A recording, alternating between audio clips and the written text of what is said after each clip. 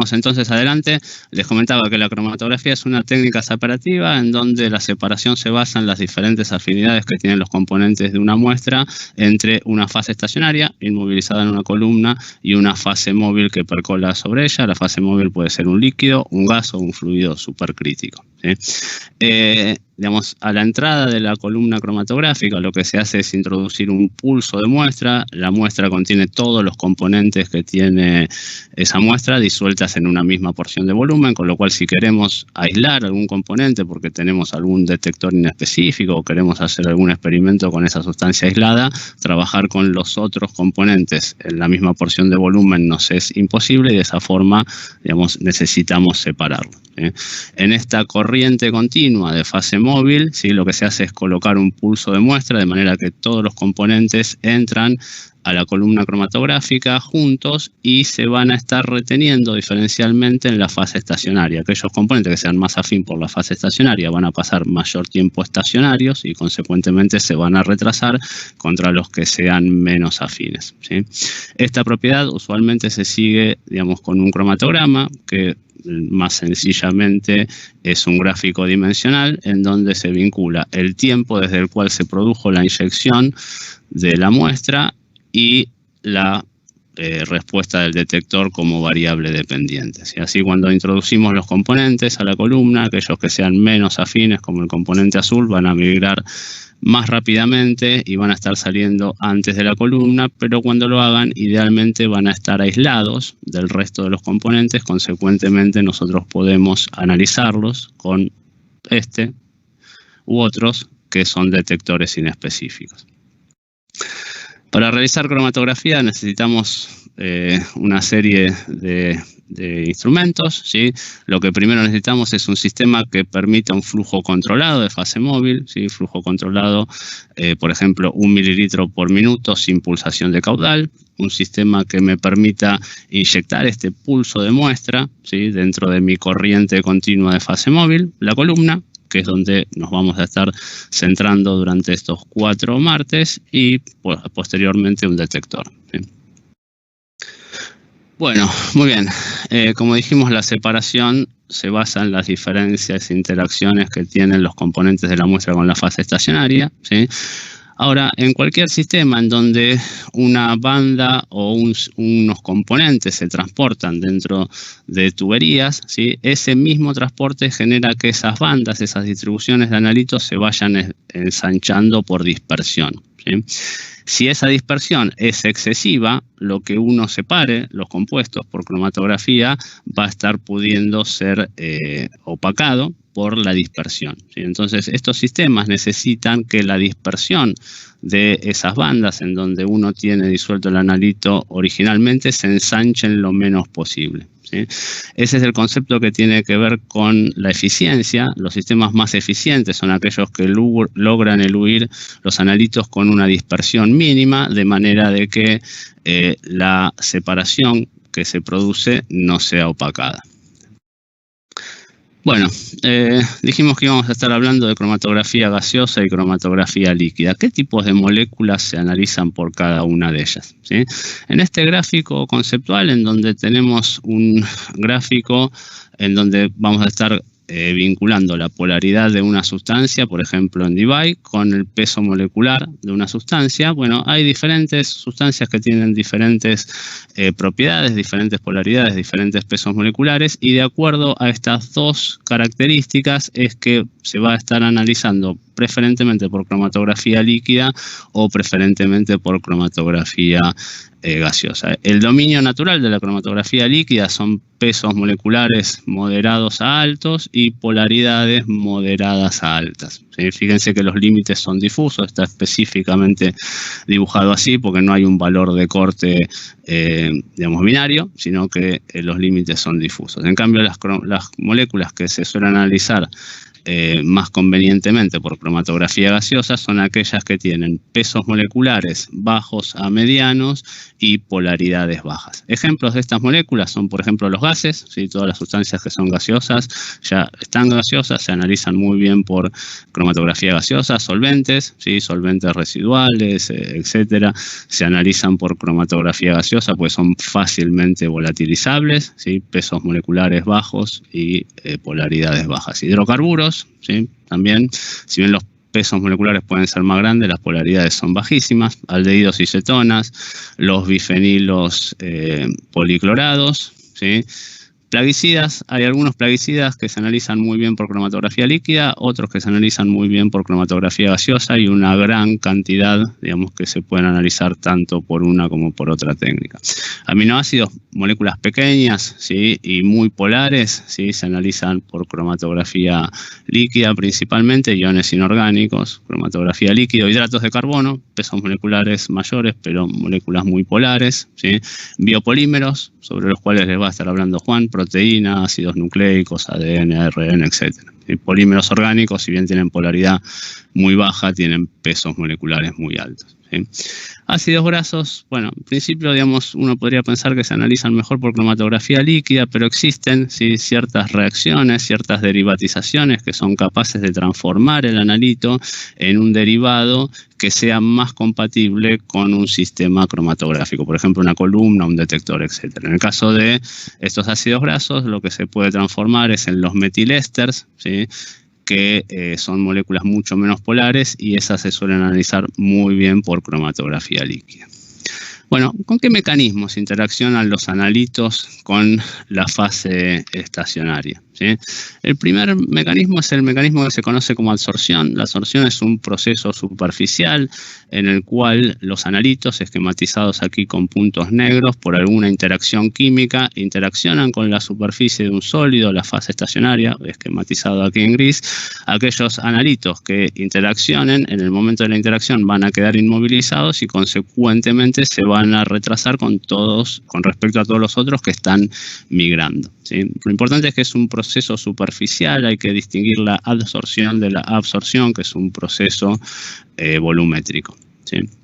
Siguiente mecanismo es el mecanismo de partición, en donde lo que tenemos es un sólido, ¿sí? Esquematizado en gris clarito, que de alguna manera inmoviliza o enriquece un líquido en las cercanías de ese sólido, ¿sí? El líquido está esquematizado en esta línea gris más oscura, ¿sí?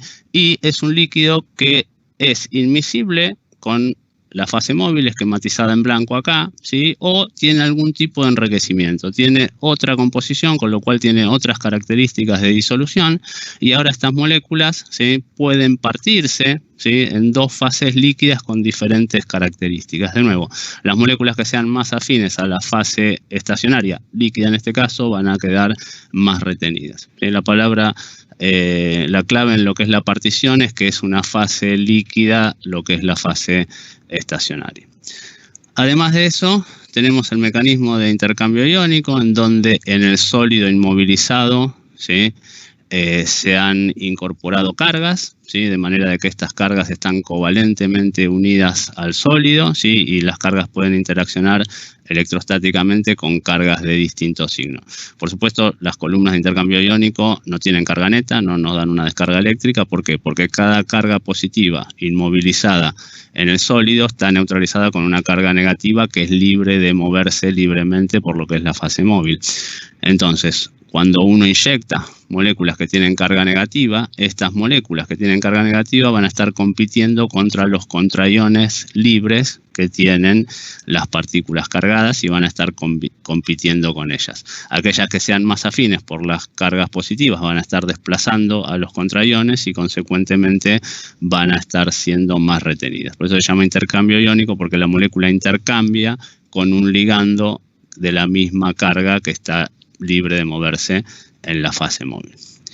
Y el último mecanismo es el mecanismo de exclusión, ¿sí? En este caso no hay una interacción química, sino que lo que hay es una fase estacionaria que es porosa y esos poros tienen diferentes dimensiones. Las dimensiones de esos poros están en el orden de los que son las dimensiones moleculares, de manera que moléculas que tengan tamaños menores a ese poro van a estar pudiendo difundir dentro de la partícula sólida y consecuentemente van a abandonar la fase móvil y consecuentemente van a migrar menos. Aquellas moléculas que tengan un tamaño mayor, ¿sí?, no van a poder penetrar en los poros y consecuentemente van a viajar a la misma velocidad que la fase móvil, es decir, no se van a estar reteniendo. En este caso no hay ningún tipo de interacción química y es un poco antiintuitivo para aquellos que, por ejemplo, hayan trabajado con fase reversa, porque en este tipo de cromatografía las moléculas pequeñas se retienen más que las grandes,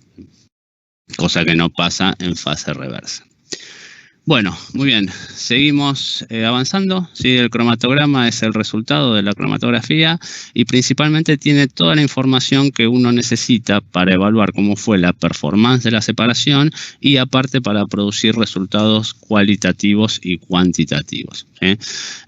Los principales, digamos, parámetros que tiene un cromatograma son el tiempo muerto. El tiempo muerto tiene que ver con el tiempo que transcurre desde que uno inyecta la muestra hasta que un analito que no interacciona con la fase estacionaria abandona el sistema, ¿sí?, o pasa por el detector, ¿sí? Fíjense que este tiempo claramente no es cero, ¿sí?, porque hay un tiempo en el cual desde que ustedes inyectaron el analito pasa por las tuberías, pasa por la columna, llega al detector. Esto es lo que se conoce como tiempo muerto y es un parámetro muy importante, ¿sí? Es un parámetro que como cromatografistas no podemos digamos, omitir, ¿sí?, porque toda la evaluación de lo que es la performance de la separación utiliza de alguna manera el tiempo muerto. Existen herramientas, ¿sí?, tanto de aproximaciones matemáticas en base a lo que son las dimensiones de la columna, como herramientas analíticas que sirven para detectar este tiempo muerto, pero en todo caso siempre es importantísimo conocerlo.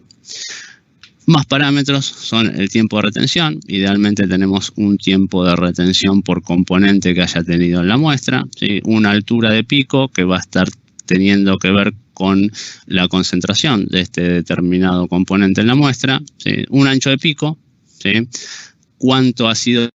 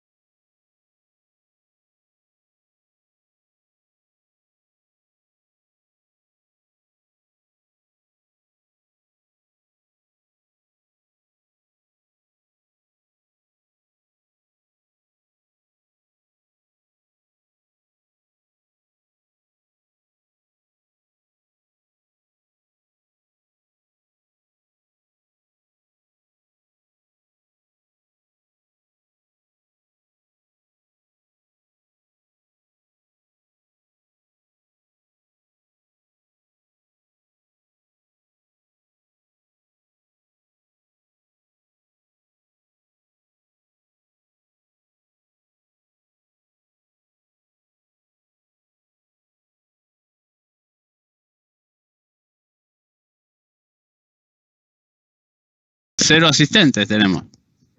No, hay 220 ahí ya. Ahí volvió. ¿Pero qué pasó, boludo? Esperá que estamos en vivo, Dale. Así que, Diego, podés continuar si querés. Con los 260, bueno, 300. 300, está subiendo. Sí. Ok. Disculpe, bueno. parece que hubo un problema con Teams que se cayó. De hecho, ninguno de nosotros podía volver a entrar. Ahí retomamos el webinar. Perdón, se nos cayó el soporte electrónico. Habíamos quedado por acá, en donde estábamos dando lo que eran definiciones generales que nos van a poder permitir construir los parámetros con los cuales vamos a estar evaluando una dada separación cromatográfica.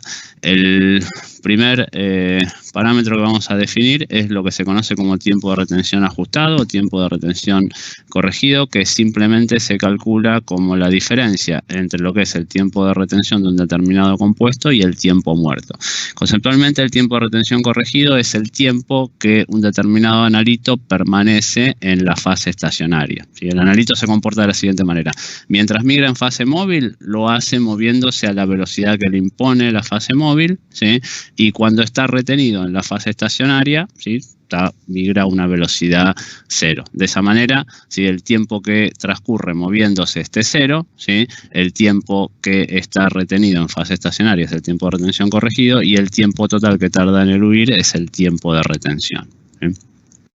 La siguiente definición muy importante que tenemos que dar es sobre el ancho del pico. Ahora, ¿qué es el ancho del pico? El pico es una distribución, como son la distribución gaussiana, chi cuadrado, etcétera, ¿sí? ¿Qué es el ancho de una distribución? ¿Sí?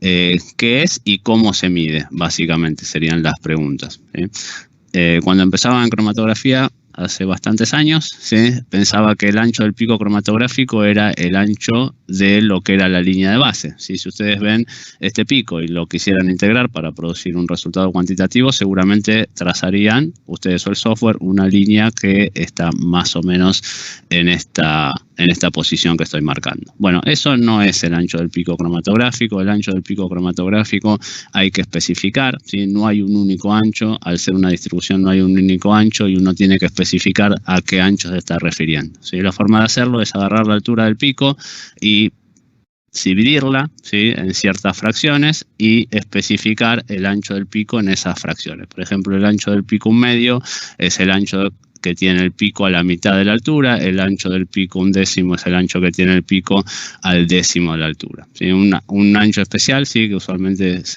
no se denota ningún subíndice, es el ancho del pico en el punto de inflexión, si el pico es gaussiano, ¿sí?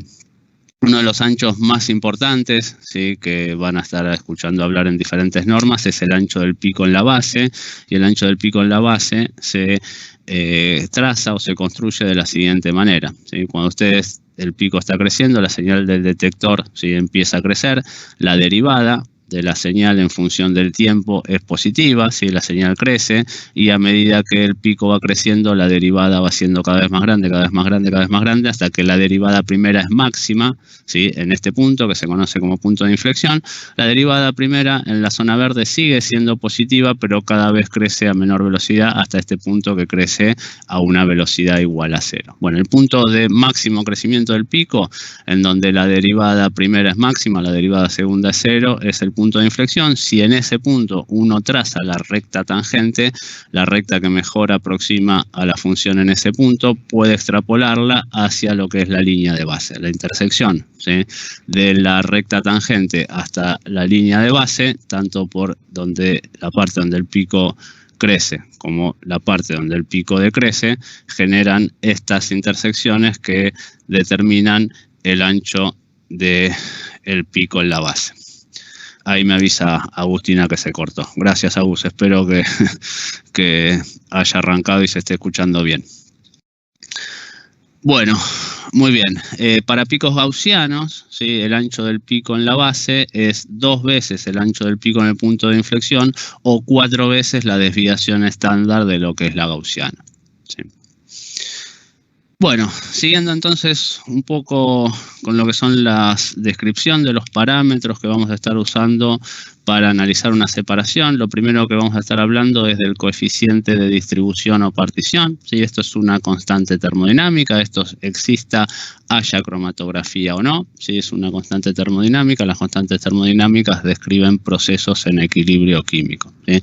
En particular, este proceso lo que vamos a estar hablando es la distribución de un analito entre 2 fases que están en contacto entre sí, ¿sí? Si ustedes en un sistema en donde tienen 2 fases que están en contacto entre sí, en este caso una fase móvil y una fase estacionaria, ¿sí? Agregan un tercer componente, por ejemplo un analito, ese analito se va a distribuir de manera de que cuando se alcance el equilibrio, ¿sí? Este proceso químico de transferencia de analito entre una fase y la otra alcance un equilibrio, el cociente de concentraciones entre la concentración en la fase estacionaria dividido la concentración de la fase móvil, eso vale un número fijo, vale la constante de equilibrio, ¿sí? Se calcula, ¿sí?, como la concentración del analito en equilibrio en la fase estacionaria con respecto a la concentración de analito en la fase móvil. Y esto, como les decía, es una constante termodinámica, va mucho más allá de lo que es una cromatografía y depende de 5 cosas: la naturaleza de la fase estacionaria, la naturaleza de la fase móvil, la naturaleza del analito y, como cualquier constante termodinámica,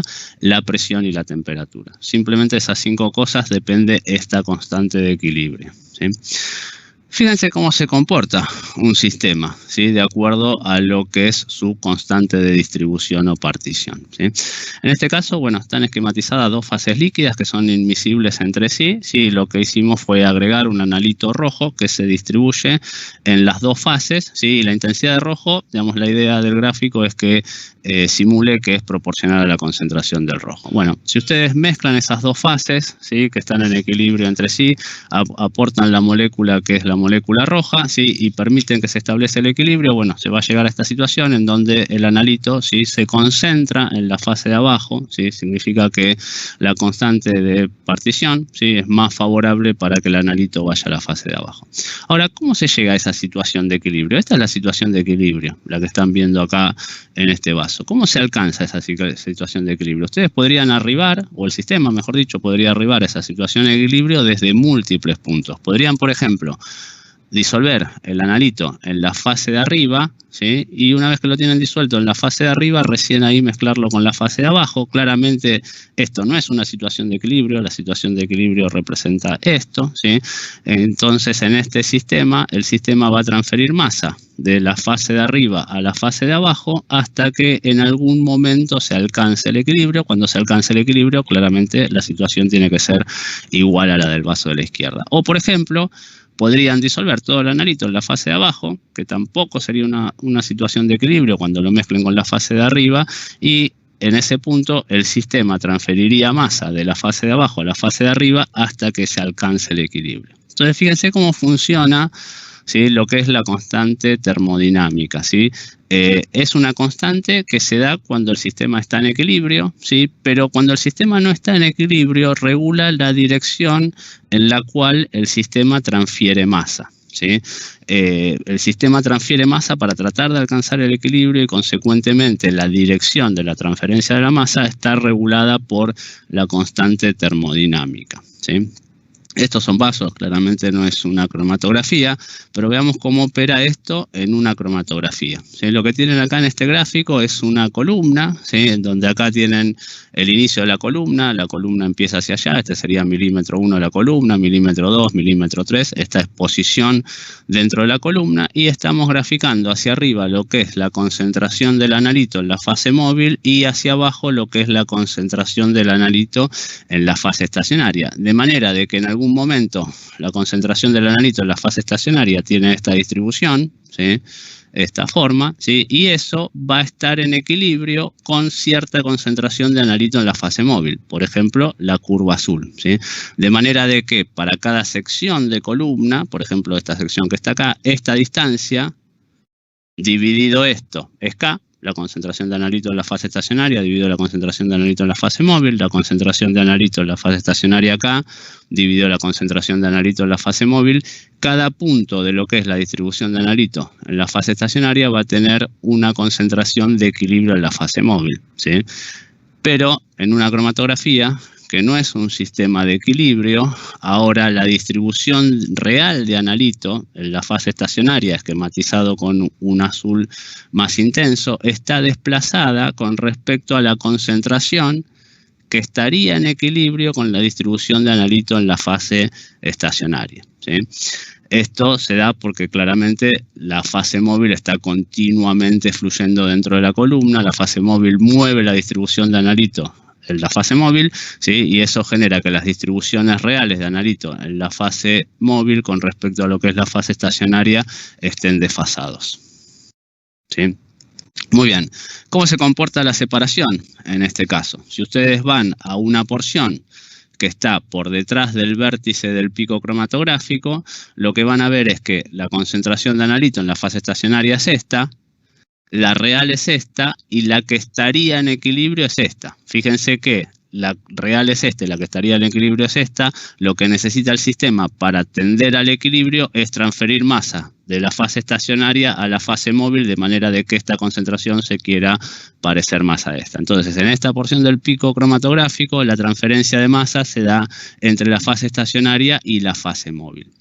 Por el contrario, en una porción del pico o en una sección del pico que está adelantada con respecto a lo que es el vértice de la columna, ahora la concentración que estaría en equilibrio es esta, la concentración real es esta, y al sistema no le queda más alternativa que transferir masa de la fase móvil a la fase estacionaria, de manera de disminuir esta concentración para transformarla en esta, ¿sí?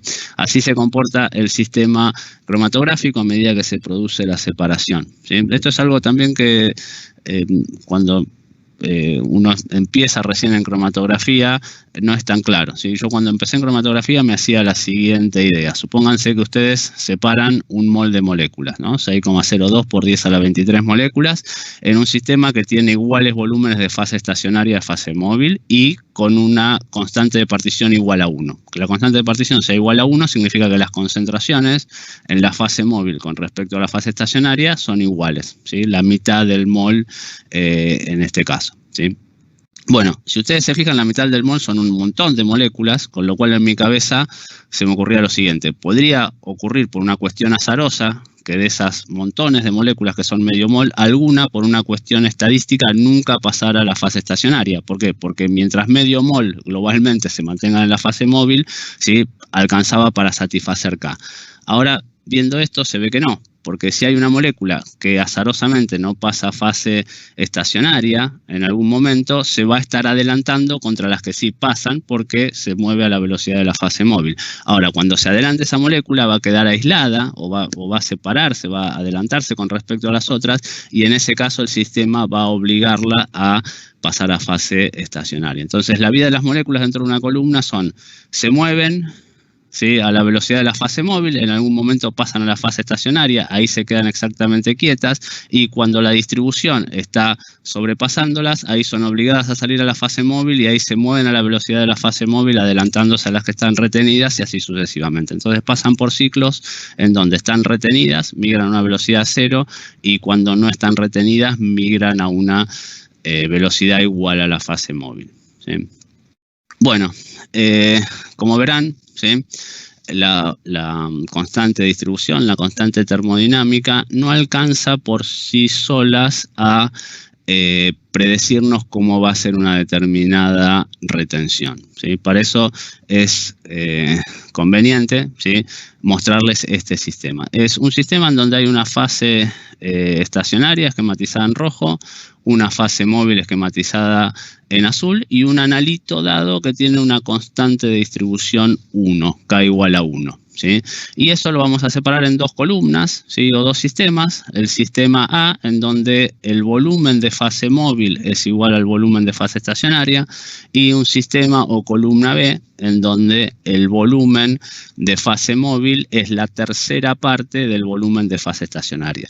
La constante termodinámica es igual a 1. Significa que la concentración del analito en esta fase versus la concentración del analito en esta fase son iguales, al igual que acá. La concentración del analito en esta fase versus la concentración del analito en esta fase son las mismas, ¿sí? Lo que no son las mismas son las concentraciones, producto de que las fases no tienen igual volumen, ¿sí?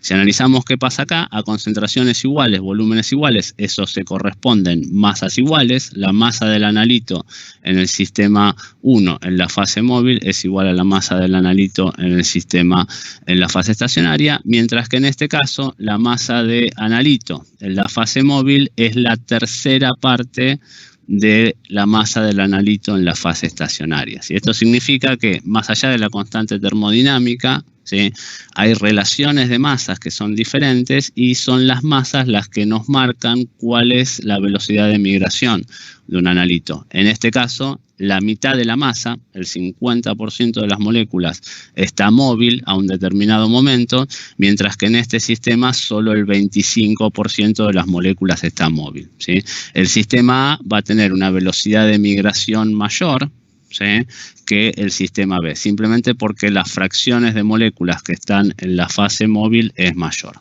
¿sí?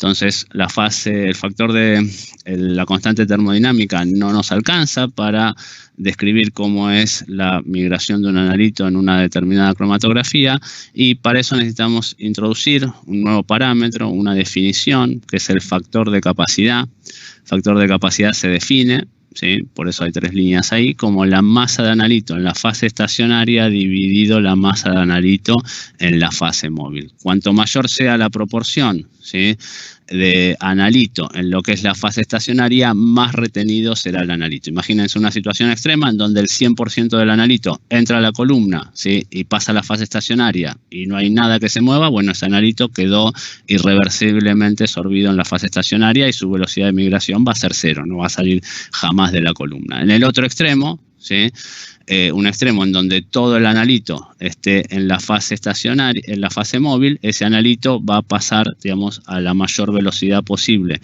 por la columna, es decir, va a eluir en el tiempo muerto.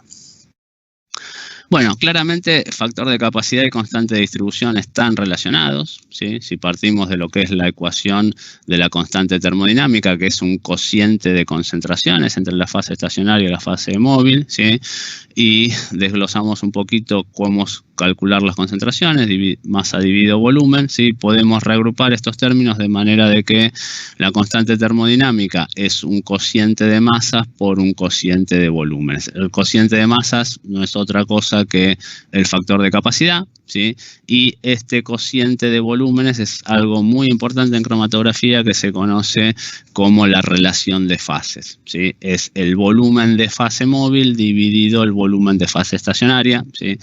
Y ahí fíjense que funciona levemente diferente, ¿sí?, porque tanto la constante termodinámica es estacionaria dividido móvil, el factor de capacidad es estacionaria dividido móvil. Bueno, la relación de fases, para que quede como producto, la pusieron como móvil dividido estacionario, ¿sí? La constante, ¿sí?, el factor de capacidad, ¿sí?, puede calcularse como la constante termodinámica dividido el factor de fases, ¿sí? En cromatografía gaseosa, ¿sí?, en particular, la relación de fases beta juega un papel preponderante en lo que es la selección de columnas, como veremos dentro de 2 martes, ¿sí? Lo que está dibujado ahí no es un escudito de Boca ni de Rosario Central, sino que esquematiza una columna cromatográfica, una columna capilar, ¿sí?, en donde la parte azul es el cuerpo de la columna y la parte amarilla es la fase estacionaria, ¿sí?, que es una fase estacionaria, en este caso líquida, ¿sí?, que está inmovilizada sobre las paredes del tubo. Bueno, la relación de fases simplemente es el volumen de fase móvil, es el volumen de este círculo que está acá, ¿sí?, y el volumen de fase estacionaria, ¿sí?, es el volumen de la dona esta amarilla que está acá. Simplemente, ¿sí?, calculando esos volúmenes podemos llegar a la relación de que la relación de fases para una columna cromatográfica es el diámetro interno de la columna, esta distancia, dividido 4 veces el espesor de film, es decir, esta distancia, ¿sí? Y con eso, nosotros a misma constante termodinámica podemos controlar lo que es la retención de un compuesto que está gobernado por el factor de capacidad. Bueno, muy bien. Es difícil, ¿no? O sea, el software, ustedes mismos pueden calcular en forma muy sencilla para cualquier separación cuál es el factor de capacidad. Calcularlo en lo que es la definición, en base a la definición, como la diferencia, el cociente entre la masa de analito en la fase estacionaria dividido la fase de analito en la fase móvil, es impracticable, ¿sí? Pero el factor de capacidad puede calcularse muy sencillamente, digamos, a partir de lo que son el cromatograma, de la asignación de picos en cromatograma. Para un dado compuesto, el factor de capacidad se calcula, y así es como lo calculan los software y los dan en el reportes, como el tiempo de retención menos el tiempo muerto dividido el tiempo muerto, ¿sí? Esto va a estar siendo igual al factor de capacidad. Es decir, es este segmento, tiempo de retención menos tiempo muerto sería este segmento, dividido tiempo muerto, que sería este segmento. Sí, ahí a ojo, a mí me da algo así como 2. Para este pico, la capacidad cromatográfica calculada a ojo es del orden de 2. ¿Sí? Significa que en todo momento de esta cromatografía, ¿sí?, la masa de analito en la fase estacionaria dividido la masa de analito en la fase móvil fue 2. ¿Sí? Bueno, no solamente puede calcularse con los tiempos de retención, sino que puede calcularse con los volúmenes de retención. Ustedes saben que operan un cromatógrafo de manera de que el caudal, ¿sí?, en mililitros por minuto es algo que el instrumento controla muy precisamente, y de esta manera, si tienen la información de lo que son los tiempos o tienen la información de lo que son los volúmenes, ¿sí?, inmediatamente con el caudal, que es algo que el instrumento controla, convierten uno y otro, de manera que el factor de capacidad pueden calcularlo en base a lo que son los volúmenes de retención, ¿sí? Esto está puesto simplemente para... les presenté dos ecuaciones de lo que es el factor de capacidad para que vean que una se desprende a partir de la otra, que la forma de calcular el factor de capacidad a partir de lo que son los tiempos de retención tiene implícito lo que es la definición del factor de capacidad, ¿sí? Simplemente para que les quede en el material para los más escépticos, que vean cómo a partir de la definición del factor de capacidad uno llega a la ecuación que utilizan habitualmente en la práctica, tanto ustedes como los software, para calcular el factor de capacidad, ¿sí? Bueno, este factor de capacidad depende, ¿sí?, de la temperatura. Es una transferencia, ¿sí?, de fase, ¿sí?, y al igual que lo que es la ecuación de Van Hoff, que vincula la temperatura de ebullición de un compuesto con respecto a la presión, de acuerdo a cómo sea su entalpía de cambio de fase, acá ocurre lo mismo, ¿sí? La ecuación de Van Hoff marca la dependencia del factor de capacidad con respecto a la temperatura, ¿sí? Tiene una dependencia matemática, digamos, que se ve compleja, porque fíjense cómo funciona. Es la derivada del logaritmo natural del factor de capacidad con respecto a 1 dividido la temperatura. Esto es una constante. Si esa constante vale la entalpía de sorción dividido la constante de los gases, ¿sí? Manejar esto matemáticamente es bastante complejo, pero sí podemos verlos en términos, ¿sí?, cualitativos, ¿sí? La transferencia de fase trae asociado un cambio de entalpía. Esa transferencia puede ser endotérmica, si la sustancia absorbe energía para pasar a la fase estacionaria, o exotérmica si libera calor, ¿sí?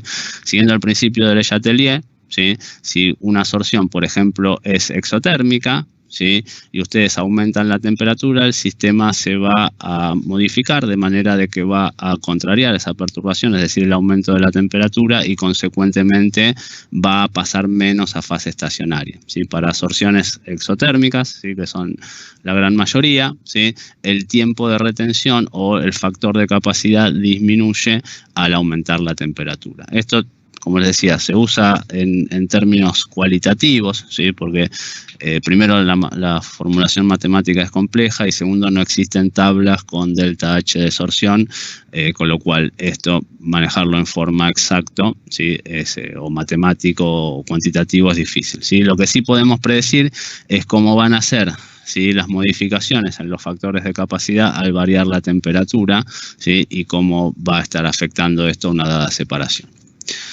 Bueno, muy bien. Como resumen, ¿sí?, de lo que es el factor de capacidad, tenemos que el factor de capacidad no depende, ¿sí?, de lo que son parámetros como dimensiones de la columna, ¿sí? Fíjense cómo habíamos calculado el factor de capacidad, ¿sí? La definición es masa en la fase estacionaria dividido masa en la fase móvil, y eso no depende si la columna es de 100, de 150 o de 250 milímetros, si es de 4,6 milímetros de diámetro interno o de 10 milímetros de diámetro interno. Tampoco depende del caudal, ¿sí? El factor de capacidad no depende de ninguna de esas propiedades, ¿sí?, de nuestro sistema, ¿sí?, con lo cual es mucho más independiente de esos factores que el tiempo de retención, que sí depende de la columna, que sí depende del caudal, ¿sí? Los valores que puede tomar factor de capacidad son entre 0 e infinito, ¿sí? Factor de capacidad 0 corresponde a algo que no se retiene, ¿sí?, eluye a la misma velocidad que la fase móvil, ¿sí?, y factor de capacidad infinito corresponde a algo que queda irreversiblemente sorbido en columna, ¿sí? ¿Qué valores son los indicados para el factor de capacidad? Bueno, ni muy grandes ni muy chicos, ¿sí? En principio, digamos, los valores muy pequeños, ¿sí?, van a estar indicando que nuestro sistema no se retuvo, ¿sí? Y si no se retuvo, pasa con todo lo que tenía el volumen muerto, es decir, no lo estoy separando. Y si no lo estoy separando, no lo analizo por cromatografía. Es decir, que factores de capacidad pequeños, ¿sí?, indican separaciones muy malas, ¿sí?, son inadecuados, ¿sí? Acá pusimos un valor, digamos, entre 1 o mayor a 1 como referencia. Bueno, determinadas monografías, determinadas normas van a estar hablando de diferentes valores de capacidad mínimos que deben alcanzarse, pero la idea, ¿sí?, que es importante transmitirles, es que los factores de capacidad bajos significan que esa sustancia no fue retenida en columna. Y si no la está reteniendo en columna, no tiene sentido analizarla, porque no tiene sentido cromatografiarla, ¿sí?, porque no la estoy separando de todo lo que pasa en el volumen muerto, que suelen ser muchas cosas. Por otro lado, ¿sí?, valores de capacidad muy grandes tampoco son adecuados, ¿sí? Todavía no tenemos las herramientas para explicar por qué pasa esto. ¿Sí? Lo que sí tenemos es, lo que sí les puedo adelantar en este momento es que factores de capacidad muy grandes se corresponden con tiempo de retención muy grande, y uno tampoco quiere tener una corrida de 1 hora. O sea que por el momento lo que podemos ver es que factores de capacidad grandes se corresponden con tiempos de retención grandes, y eso no es deseable. Cuando sigamos avanzando en la presentación vamos a ver otras razones más importantes por las cuales, ¿sí?, los factores de capacidad muy grandes tampoco son demasiado provechosos. Vamos a seguir definiendo, ¿sí?, son los parámetros con los cuales nosotros vamos a estar evaluando una determinada separación, y el siguiente parámetro que vamos a estar hablando es de la selectividad, ¿sí? La selectividad es un parámetro que se mide de a pares de picos, ¿sí? Veníamos hablando de parámetros que tenían que ver con una única sustancia. La selectividad se mide entre pares de sustancias, ¿sí? Y el nombre ya es bastante intuitivo, ¿sí? ¿Qué es algo selectivo? Es algo que agarra, ¿sí? Es un sistema que agarra una cosa dejando otra. Bueno, la selectividad en la cromatografía tiene que ver con eso, es cómo se retiene un compuesto, ¿sí?, versus otro. Se calcula, como les decía, entre pares de picos, ¿sí? Y en este caso, ¿sí?, se calcula, por ejemplo, podemos calcular la selectividad entre el pico 2 y el pico 1, ¿sí? La definición de la selectividad es la capacidad del pico 2 dividido la capacidad del pico 1, o el tiempo de retención del pico 2 menos el tiempo muerto dividido el tiempo de retención del pico 1 menos el tiempo muerto, ¿sí? Matemáticamente sería este segmento, tiempo de retención del pico 2 menos tiempo muerto, dividido este segmento, tiempo de retención del pico 1, dividido el tiempo muerto, ¿sí? A ojo me da que la selectividad 1,2, ¿sí?, es aproximadamente 1,25, ¿sí?, si me permiten, ¿sí? Esta distancia es 1,25 esta. ¿Sí? También vamos a tener, por supuesto, una selectividad 3,2. Que sería la del pico 2 con la del pico 3 con respecto al pico 2. Siempre se calcula de a pares de picos, el pico más retenido versus el menos retenido, ¿sí? De manera de que la selectividad siempre es mayor a 1. Si siempre es del pico más retenido con respecto al pico menos retenido, la selectividad es mayor a 1. Si por alguna razón, ¿sí?, que ustedes introducen algún cambio en la cromatografía y los picos se invierten, ahora este, que era el menos retenido, pasa a ser el más retenido, y la selectividad sigue siendo mayor o igual a 1. ¿Sí? Es 1 en el caso de que los picos salgan exactamente superpuestos en el vértice, y si es así, bueno, no hay forma de separarlos en ese sistema. ¿Sí? Puede calcularse, como les decía, como cociente de capacidades, ¿sí?, como cociente de constantes termodinámicas o volúmenes de retención corregidos. ¿Sí? Lo lindo de la selectividad es que uno tiene muchas herramientas, ¿sí?, para operar sobre la selectividad, ¿sí? Sobre todo en lo que es cromatografía líquida, hay muchísimas herramientas para operar sobre lo que es la selectividad, ¿sí? En principio, los compuestos que son ionizables, ¿sí?, que pueden ceder o captar protón del medio, ¿sí?, uno puede controlar la hidrofobicidad media de ese compuesto, de manera de que, por ejemplo, un ácido, ¿sí?, orgánico puede estar en una estructura, ¿sí?, protonada, en este caso es neutro, es más hidrofóbico, o puede estar en una estructura desprotonada, ¿sí?, que es más hidrofílico. Y esa relación, ¿sí?, de ácido a base conjugada, la impone el pH del medio. De manera de que uno, imponiendo diferentes pH sobre las fases móviles, va a estar controlando, ¿sí?, cuál es la proporción de base a ácido que va a estar teniendo y consecuentemente cuál es la hidrofobicidad media que va a estar teniendo esa molécula, ¿sí? Simplemente acá lo que podemos ver es para esta misma especie, ¿sí?, esquematizada con un pKa6, ¿sí?, la constante termodinámica de acidez es pKa6, ¿sí?, cómo son las coexistencias de pares ácidos-base conjugados. Cuando el pH es del pKa, coexisten 50 y 50, es decir que 50% de la molécula está como base, 50% de la molécula está como ácido. Si el pH es muy inferior al pKa, ¿sí?, la molécula vive como ácido, ¿sí? Si el pH es muy superior al pKa, la molécula vive como base conjugada, y en las cercanías del pKa, en un entorno del pKa, se transforma una en otra, ¿sí? Si estas dos, como lo tienen diferente hidrofilicidad, uno puede controlar la hidrofilicidad media del compuesto controlando el pH, ¿sí?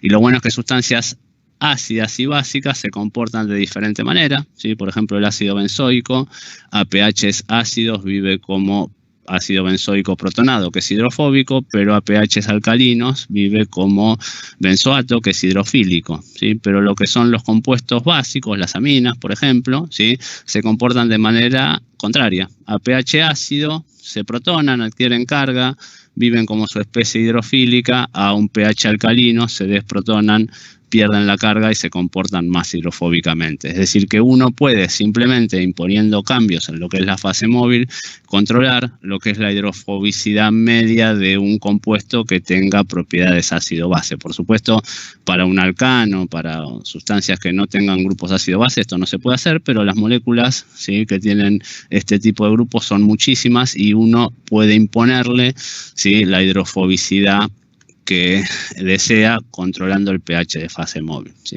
En esta transparencia lo que tienen es graficada para 4 compuestos, ¿sí?, con diferentes características ácido-base, ¿sí?, cómo varía el factor de capacidad en función de su pH y su pK, ¿sí? Si se fijan, la línea verde es un compuesto que es ácido, como el ácido benzoico con pKa 5, ¿sí?, y empieza con una capacidad grande a pHs ácidos, en las cercanías del pKa pierde capacidad y después alcanza una capacidad que corresponde a ese ácido desprotonado, ¿sí?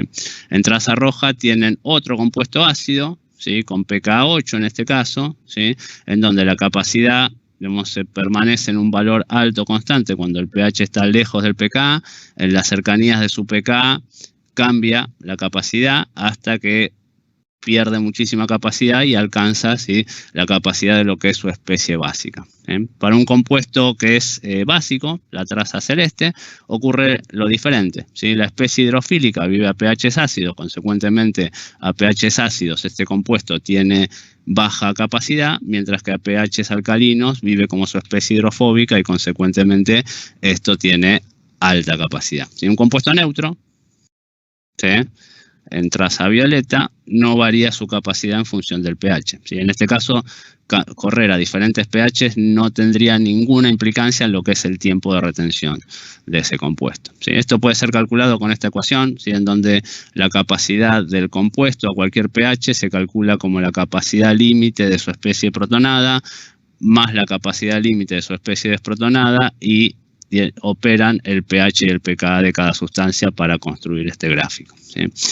Observen qué pasa con la selectividad, con la separación de estos 4 compuestos a lo que es diferente pH, ¿sí? Si ustedes, por ejemplo, trabajan a pH 3, ¿sí?, hacen una corrida con un buffer de pH 3 y están analizando la selectividad rojo-verde, ¿sí?, lo que van a estar teniendo es que la selectividad, la capacidad del rojo es 4,5 dividido la capacidad del rojo 4,5 dividido la capacidad del verde, que es 4, ¿sí? Eso nos da una selectividad de 1,12, ¿sí?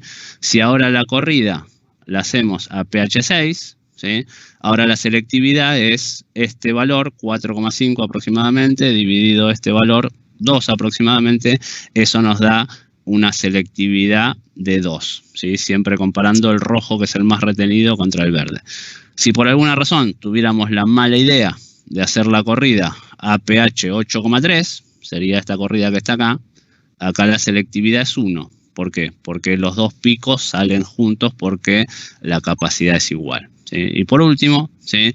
Si analizamos lo que es la selectividad a pH 9, ahora el pico más retenido es el verde y consecuentemente tenemos que calcular la selectividad verde-rojo, ¿sí?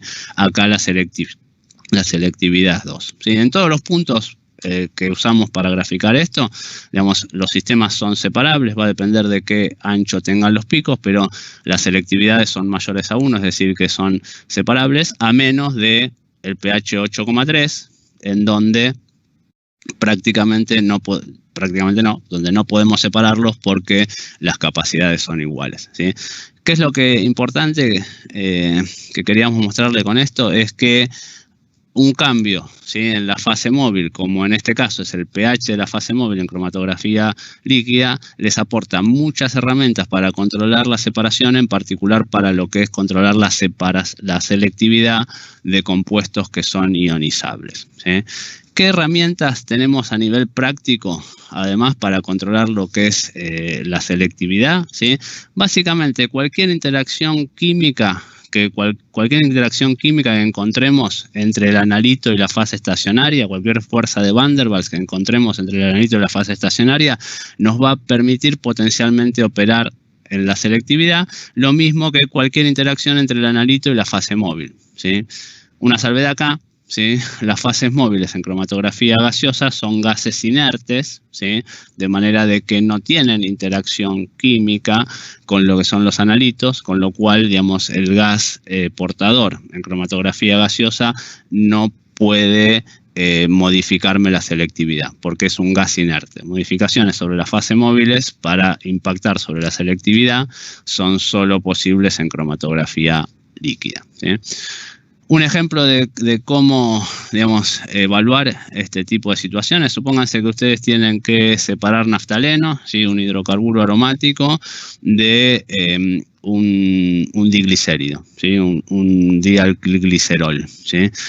Los dos son moléculas muy hidrofóbicas, ¿sí? En cualquier tipo de fase reversa se van a estar reteniendo muy bien, ¿sí? Van a estar siendo muy retenidas, por ejemplo, en una fase reversa con cadenas alquílicas, ¿sí? Las dos se van a estar reteniendo muy bien. Ahora, si ustedes reemplazan la fase estacionaria, en vez de tener, por ejemplo, una cadena C18, C8, etcétera, la reemplazan por una fase estacionaria bifenilo, ¿sí? Ahora, esta molécula va a interaccionar, ¿sí? Por una fuerza que es específica, es decir, que no la tiene el dialglicerol, que es el acoplamiento PP, el PP staking, ¿sí? En donde las moléculas aromáticas interaccionan entre sí, ¿sí? De manera de que se acoplan, ¿sí? Y esa fuerza de interacción es específica para este tipo de molécula. Uno podría esperar, ¿sí? Que cuando ustedes generan, ¿sí?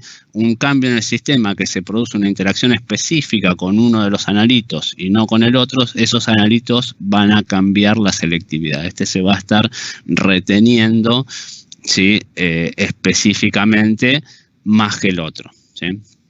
También uno podría plantear cambios en lo que es la fase móvil, ¿sí? Si por ejemplo esta fase móvil estaba hecha en base a acetonitrilo, ¿sí?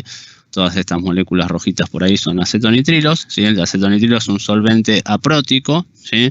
Si ahora lo reemplazamos por otro solvente que tiene fuerza de elusión similar, pero que es un solvente prótico como es el metanol, ¿sí? Esta molécula en particular, el diacilglicerol, puede interaccionar por puente hidrógeno con esa molécula que nosotros introducimos en la fase móvil, ¿sí? Y de esa manera vamos a estar generando una interacción que en este caso es específica para el diacilglicerol y potencialmente esto me permitiría separar esos dos compuestos, ¿sí? Fíjense que cambios tanto en la fase estacionaria como en la fase móviles que generen interacciones específicas, ¿sí? Me permiten operar grandemente con lo que es la selectividad, ¿sí? Bueno, resumiendo un poquito entonces lo que es la selectividad, ¿sí? La selectividad toma valores que son mayores o iguales a 1, es decir, va de 1 hasta infinito, ¿sí? Un valor de una selectividad 1 es donde los vértices de los dos picos salen exactamente superpuestos y de esa forma no es posible separarlos, ¿sí? Bueno, como resumen de dependencias, ¿sí? Tenemos que el factor de capacidad, ¿sí? Lo podemos calcular como el cociente entre la constante termodinámica y la relación de fases, ¿sí? Consecuentemente depende de la naturaleza del analito, de la fase estacionaria, de la fase móvil, de la presión y la temperatura.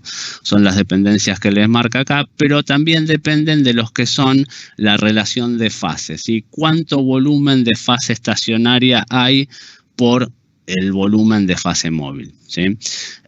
No depende, por el contrario, de lo que son dimensiones de la columna. Por ejemplo, el largo y el diámetro interno, ¿sí? Fíjense que acá no hay nada que uno me haga prever que esto va a depender del largo, el diámetro interno de la columna, ni el caudal de fase móvil, ¿sí? Es lo que verdaderamente controla la migración de un analito dentro de un sistema, la constante, el factor de capacidad, ¿sí? Si ahora analizamos lo que es el tiempo de retención, ¿sí?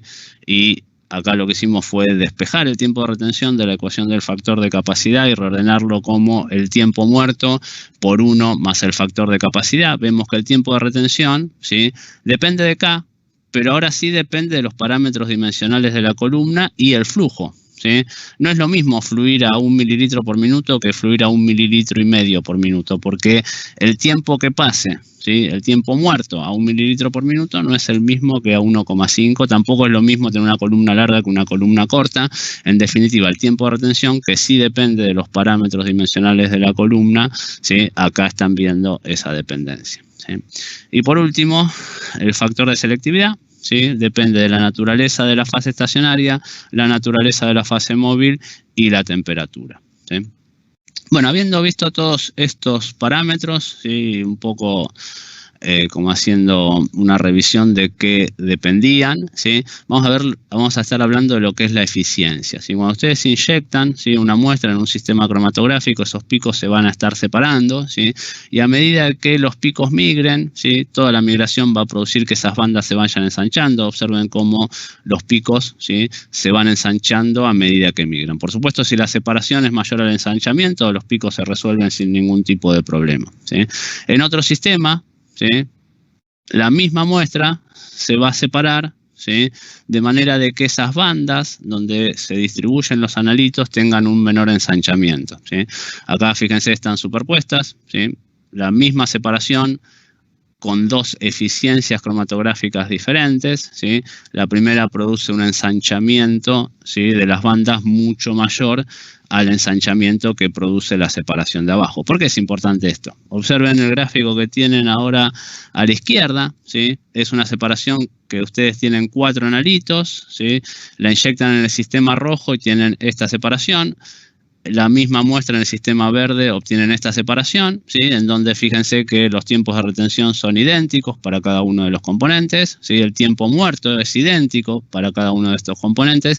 Significa que tanto la capacidad en el sistema rojo como la selectividad en el sistema rojo son exactamente iguales a los mismos parámetros en el sistema verde, capacidad y selectividad idénticos. Ahora, si ustedes analizan el cromatograma verde, se ven que la línea de base llega hasta el cromatograma, ¿sí? El perfil cromatográfico llega hasta la línea de base, es decir, que estos picos se resuelven aceptablemente bien, mientras que en el cromatograma rojo, ¿sí? La línea del cromatograma no llega a la línea de base. Significa que en esta porción del cromatograma parte de este pico está coeluyendo con parte de esto. ¿Y esto es por qué se produce? Básicamente porque la eficiencia en la separación en el sistema verde permitió separar efectivamente los picos, mientras que la eficiencia de separación en el sistema rojo no permitió separar completamente los picos, ¿sí? Recuerden que la eficiencia sí es la capacidad de elusión con mínima dispersión. Cuanto menos dispersión tengan esas bandas, más sencilla va a ser una separación, ¿sí? Y consecuentemente también va a durar menos tiempo, ¿sí? Muy bien. ¿Cuáles son los fenómenos por el cual una determinada banda se ensancha en un sistema cromatográfico, ¿sí? Existen, ¿sí? Ensanchamientos que se producen dentro de la columna, ¿sí? En este caso está representado por el ensanchamiento sub C, ¿sí? El ensanchamiento en columna en azul, y existen procesos por los cuales el pico se ensancha en otros componentes de mi instrumento, ¿sí? Ustedes cuando inyectan su muestra en el cromatógrafo, ya en el puerto de inyección, esa banda sufre un ensanchamiento en las uniones que van desde el inyector hasta la columna, en las uniones que van desde la columna hasta el detector, en el mismo detector se ensanchan, ¿sí? Pero básicamente, si se fijan, hay componentes, ¿sí?, que tienen que ver con el ensanchamiento dentro de la columna, en azul, y componentes que tienen que ver con ensanchamientos extracolumnares, y están todos sumados cuadráticamente, de manera de que se calcula, ¿sí?, un ancho, ¿sí?, total del pico, el ancho que uno observa experimentalmente. Ese ancho tiene una contribución columnar y una contribución extracolumnar. Por supuesto, para tener una eficiencia alta, tengo que controlar todo. Tengo que controlar el ensanchamiento dentro de la columna y tengo que controlar el ensanchamiento en otros componentes de mi instrumento, ¿sí? En particular, ¿sí?, controlar los ensanchamientos dentro de otros componentes del instrumento es de vital importancia, porque la columna me ensancha, pero al menos me produce separación, los otros componentes solo me ensanchan. Así que controlar todo con conexiones dignas, usar las conexiones adecuadas de acuerdo al perfil cromatográfico que se tenga, el ancho de la tubería, la longitud de la tubería, las conexiones, la celda de flujo, etcétera, es crucial para que el pico, digamos, salga con la eficiencia deseada, ¿sí? Vamos a estar hablando ahora un poquito de lo que son, ¿sí?, la eficiencia o los factores por los cuales se ensancha el pico dentro de la columna, ¿sí?, y cómo se estima la eficiencia, ¿sí? Alcanza con que ustedes digan, no, estuvimos en el seminario de Henk y somos re eficientes. No, la eficiencia no es algo cualitativo, sino que es necesario encontrar parámetros que cuantifiquen, ¿sí?, cómo es la eficiencia de un sistema cromatográfico. Necesito cuantificar la eficiencia de mi sistema cromatográfico, y esos parámetros básicamente son dos, ¿sí?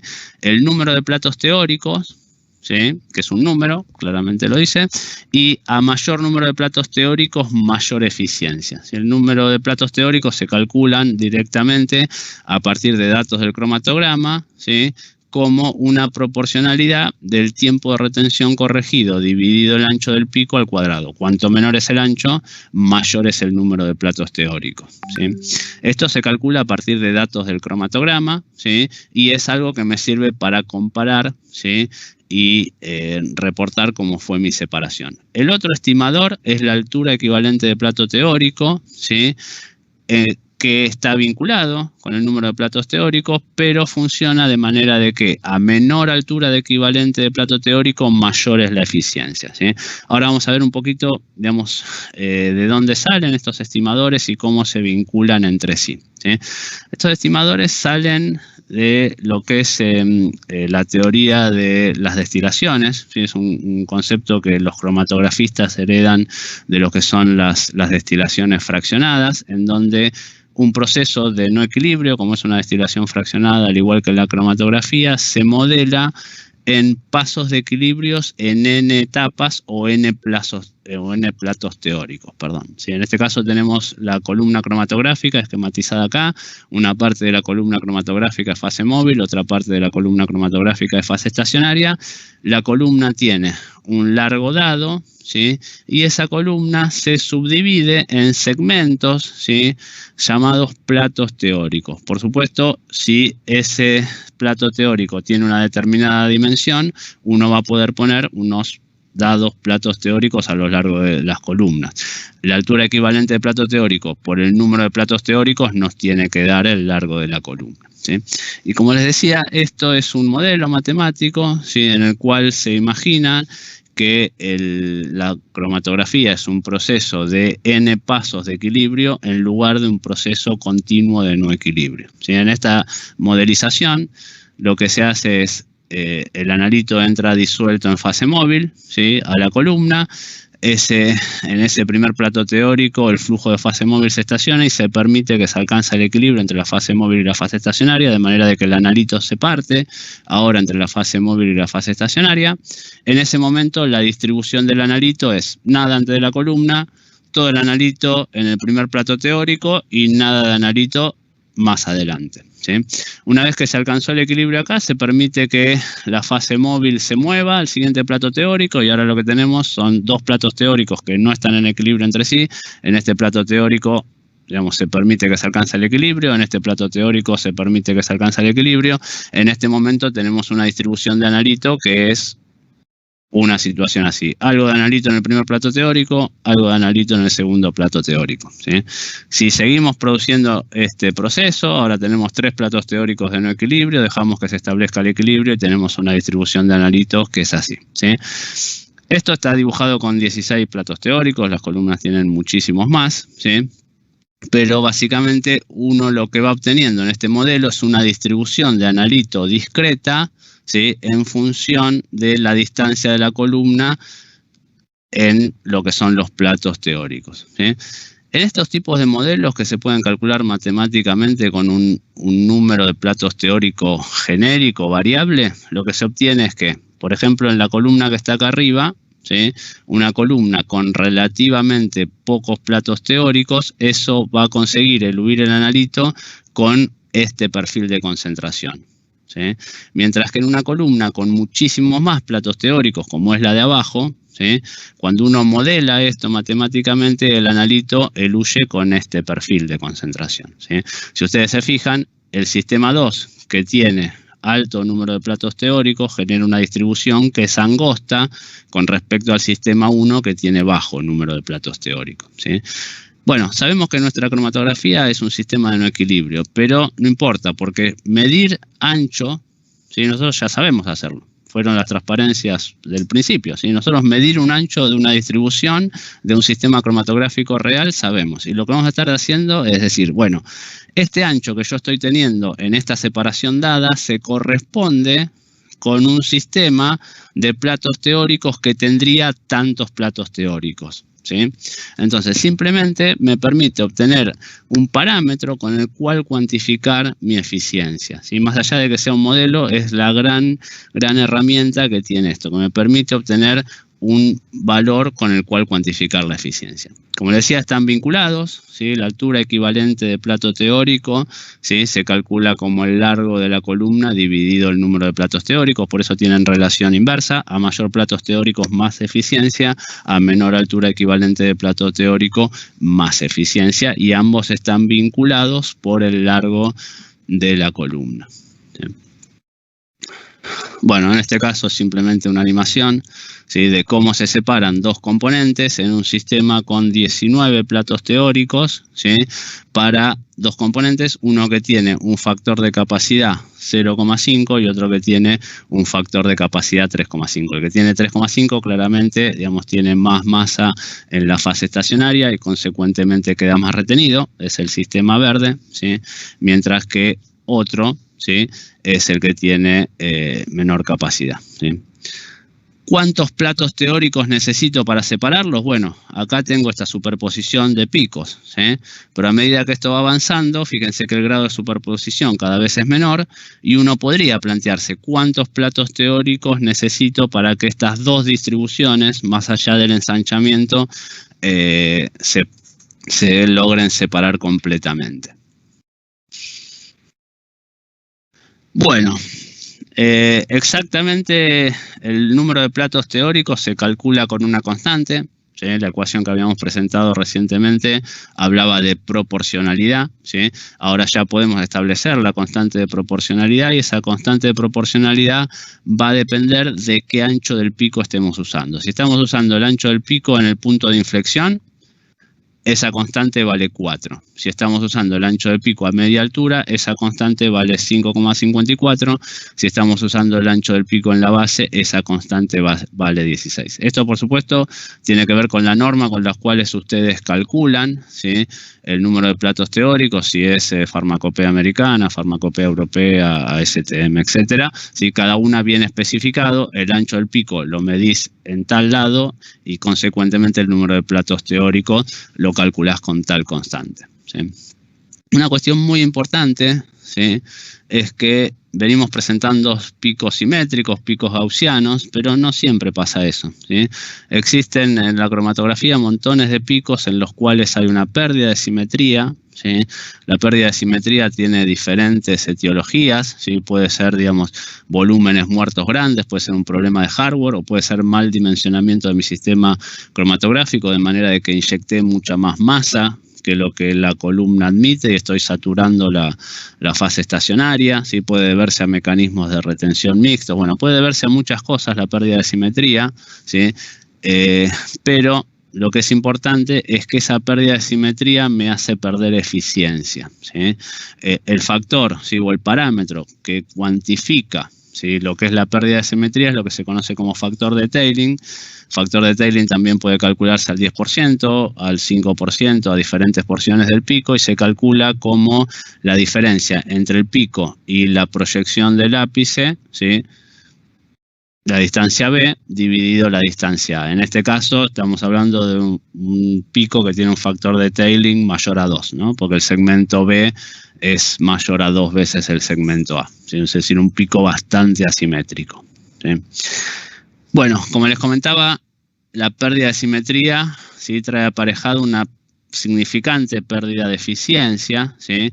En este gráfico lo que podemos ver es si normalizamos la eficiencia al 100%, cuando el pico tiene un factor de Tailing 1, es decir, que es perfectamente simétrico, ese mismo pico ahora con una simetría de 2 va a tener el 25% de los platos teóricos que tendría si el pico fuera simétrico. Es decir, perdimos 4 veces eficiencia por tener una simetría, ¿sí? Entonces, la simetría es algo que es necesario controlar cuando uno requiere una eficiencia alta, ¿sí? Porque si no, digamos, puede echar por tierra todos los otros esfuerzos que nosotros estemos haciendo para separar los diferentes picos.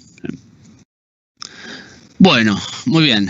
Ya estuvimos hablando un poco de lo que es la eficiencia, ¿sí? Cómo se mide, cuál es el concepto de plato teórico, ¿sí? Ahora vamos a ver cuáles son, ¿sí? Los factores por los cuales, o cuáles son los procesos físicos por los cuales una determinada banda se ensancha dentro de la columna, ¿sí? Y qué implicancia trae a nivel cromatografista, ¿sí? Cómo podemos usar esto, ¿sí? Para controlar la eficiencia de un sistema cromatográfico. Básicamente los factores y los procesos físicos, mejor dicho, por los cuales un pico se dispersa en una columna cromatográfica son la difusión de Eddy o caminos múltiples, la difusión axial, la cinética de transferencia de masa, ¿sí? Algunos modelos más evolucionados, ¿sí? Incluyen otros procesos, ¿sí?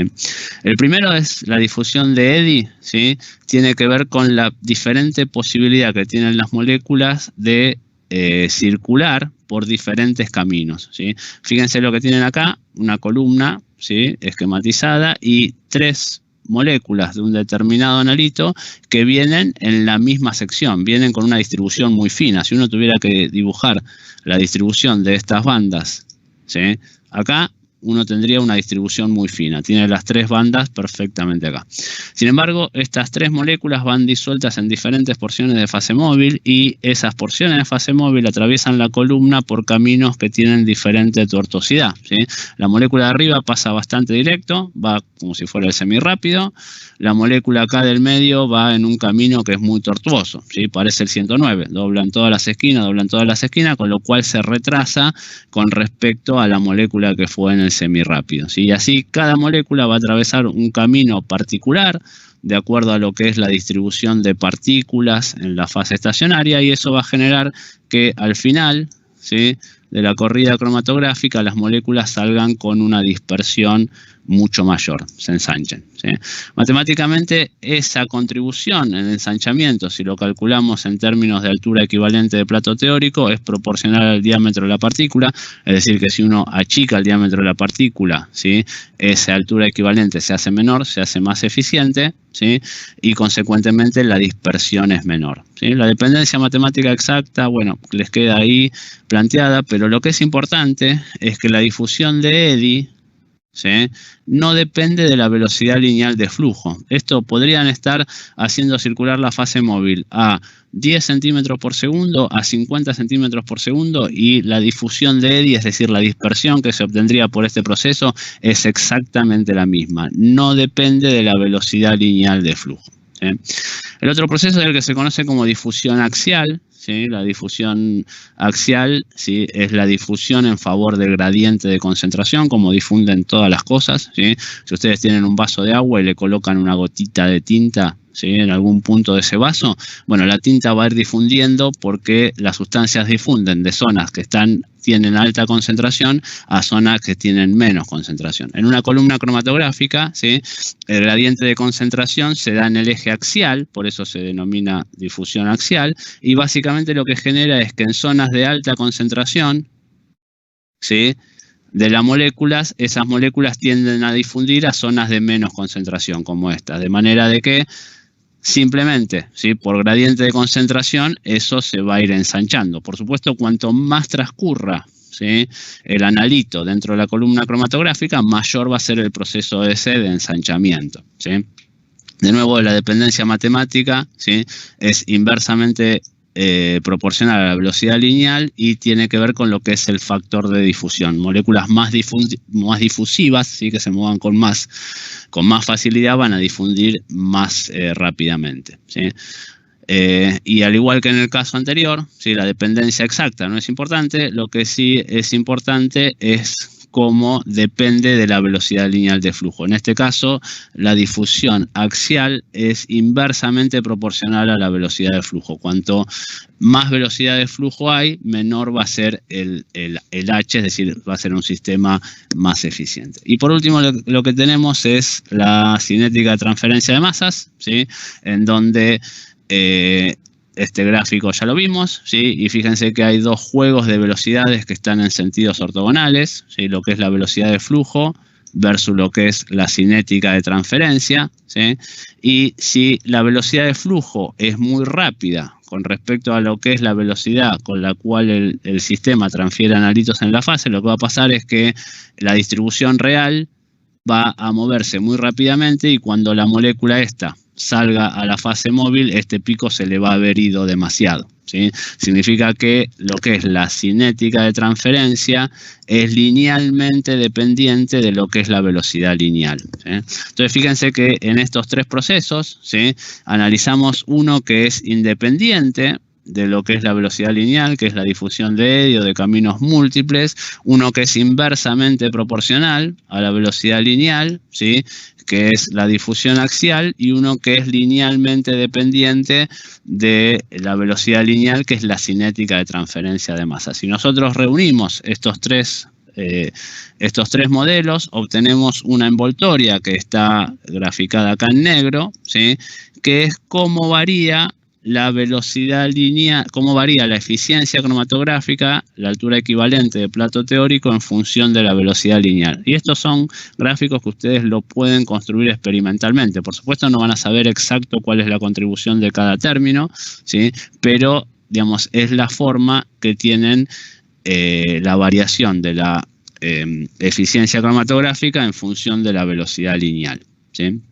Y está modelado por estos tres procesos, ¿sí? Fíjense que velocidades lineales muy pequeñas, uno tiene una eficiencia muy baja, altura equivalente de plato teórico muy alta, y velocidades muy grandes, ¿sí?, tienen también eficiencias muy bajas, ¿sí?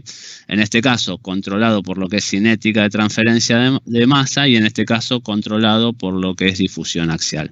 En el medio, ¿sí?, va a haber algún valor óptimo de velocidad lineal, ¿sí?, de fase móvil, que va a conducir a una altura equivalente de plato teórico mínimo. Es decir, este sistema a esta velocidad lineal va a tener la mejor eficiencia que yo pueda tener para este analito, ¿sí? Esto es lo que se conoce como ecuación de Van Dimter, ¿sí?, porque fue el autor que describió, ¿sí?, estos tres fenómenos, ¿sí?, y es de vital importancia, ¿sí?, porque permite controlar la eficiencia de un sistema cromatográfico simplemente controlando la velocidad lineal de flujo, que es algo que ustedes pueden controlar operativamente bastante sencillo, tanto en cromatografía gaseosa como en cromatografía líquida, ¿sí? Por supuesto, cada analito, ¿sí?, tiene su propio coeficiente de difusión, tiene su propia cinética de transferencia de masa, tiene características que son, digamos, propias de cada analito, con lo cual las curvas de Van Dimter para cada analito pueden no ser iguales, ¿sí? Pueden no ser exactamente iguales, lo que ven acá en este gráfico, pero todas van a tener, sí, un mínimo en alguna velocidad lineal de fase móvil. Lo que uno hace cuando trabaja con sistemas multianalito es elegir un mínimo global, ¿sí?, un mínimo en donde todos sean aceptablemente bajos, ¿sí?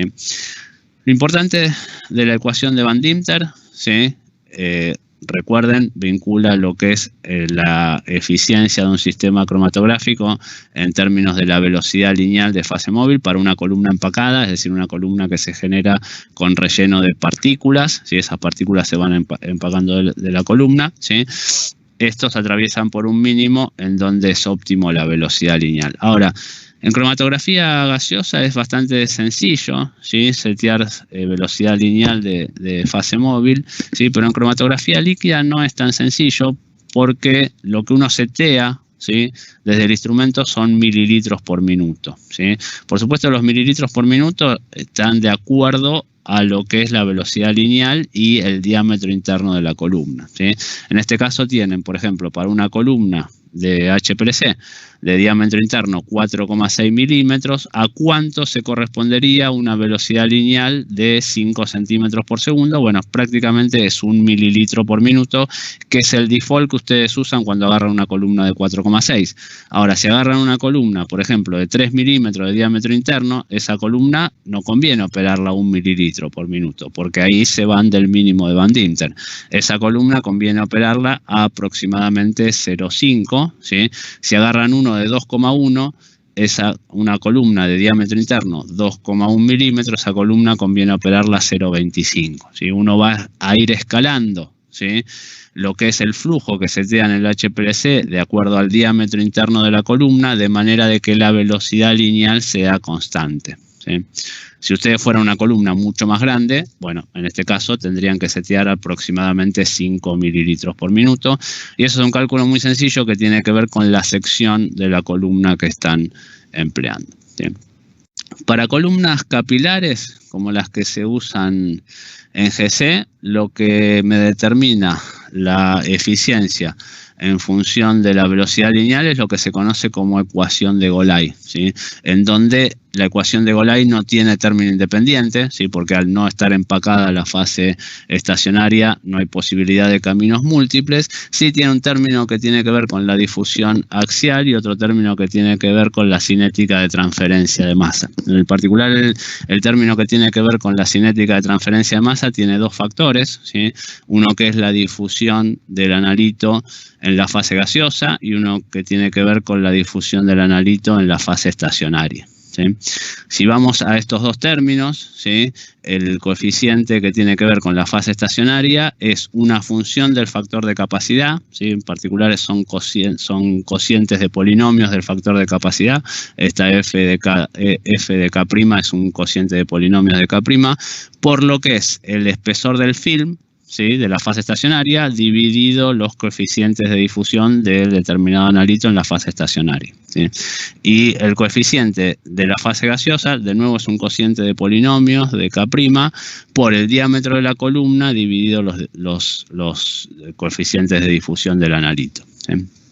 Y eso es importante porque los diferentes gases portadores, ¿sí?, que ustedes utilizan en cromatografía gaseosa tienen diferentes coeficientes de difusión, ¿sí? Acá vemos curvas de Golay, todas comparadas, ¿sí?, para analitos con capacidades entre 5 y 10 aproximadamente, para una cromatografía utilizando como gas carrier nitrógeno, otra cromatografía utilizando como gas carrier helio y otra cromatografía utilizando como gas carrier hidrógeno. Si se fijan, los mínimos de la curva de Golay se obtienen en diferentes puntos, ¿sí? El mínimo de usando gas carrier nitrógeno se obtiene aproximadamente a 12 centímetros por segundo, usando helio a 25 y usando hidrógeno a 35, ¿sí? Fíjense que los mínimos se obtienen a diferentes velocidades lineales, con lo cual si uno trabaja, ¿sí?, siempre en el mínimo de Golay va a tener una cromatografía mucho más rápida usando hidrógeno, ¿sí?, que usando nitrógeno. Si, por ejemplo, setearan 35 centímetros por segundo usando hidrógeno, estarían en su mínimo, pero el nitrógeno ahí tiene una eficiencia que es bastante mala, ¿sí? Eso trae aparejado cómo es la resolución y cuál es la velocidad a la cual puedo hacer una separación, ¿sí?